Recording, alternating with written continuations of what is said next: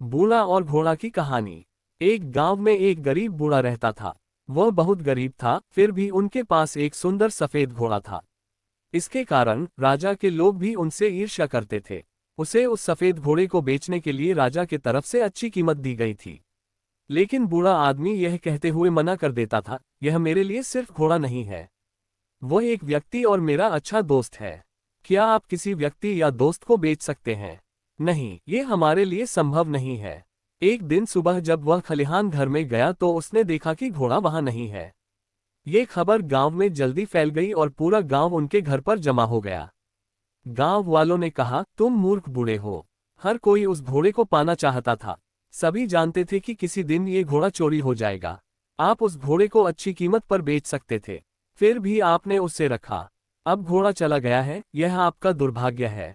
बूढ़े आदमी ने जवाब दिया, सच तो यह है कि घोड़ा स्थिर नहीं है। बाकी सब कुछ जो तुम कहते हो वह एक फैसला है। आप कैसे जानते हैं ये दुर्भाग्य है या नहीं? लोगों ने जवाब दिया, हमें मूर्ख मत बनाओ। आपका सफेद घोड़ा चला गया है, यह आपका दुर्भाग्य है। गांव के लोग उस पर हंसे और चले गए।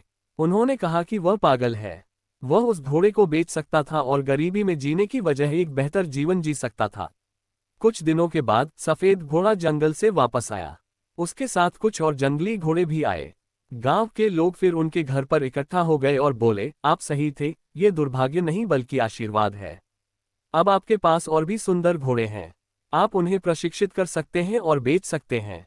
बूढ़े ने उत्तर दिया, फिर से आप बहुत दूर जा रहे हो। बस आप ये कहें कि घोड़ा वापस आ गया है और अधिक घोड़ों का होना एक आशीर्वाद है।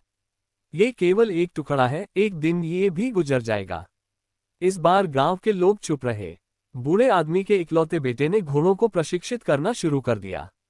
कुछ दिनों के बाद उन जंगली घोड़ों को प्रशिक्षण देने के दौरान बूढ़े का बेटा घोड़े से गिर गया और उसके पैर टूट गया। इस बात को सुनकर गांव के लोग इकट्ठे हो गए और बोले, आप ठीक कह रहे थे, अधिक घोड़े होना कोई आशीर्वाद नहीं है।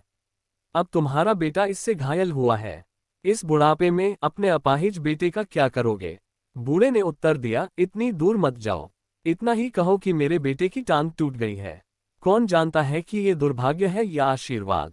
किसी को नहीं मालूम। एक महीने बाद युद्ध के कारण गांव के सभी युवाओं को सेना में भर्ती होने के लिए मजबूर होना पड़ा। इसीलिए युवाओं के माता पिता और गांव के सभी लोग रो रहे थे।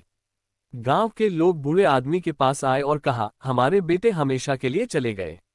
आपके बेटे की चोट लगना वरदान साबित हुई है। कम से कम वह जिंदा है और आपके साथ रह रहा है।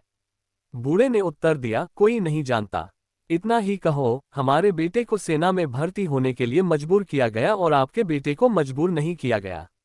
लेकिन कोई नहीं जानता यह आशीर्वाद है या दुर्भाग्य है, केवल भगवान जानता है। कहानी अच्छा लगा तो चैनल को सब्सक्राइब करें और लाइक करें।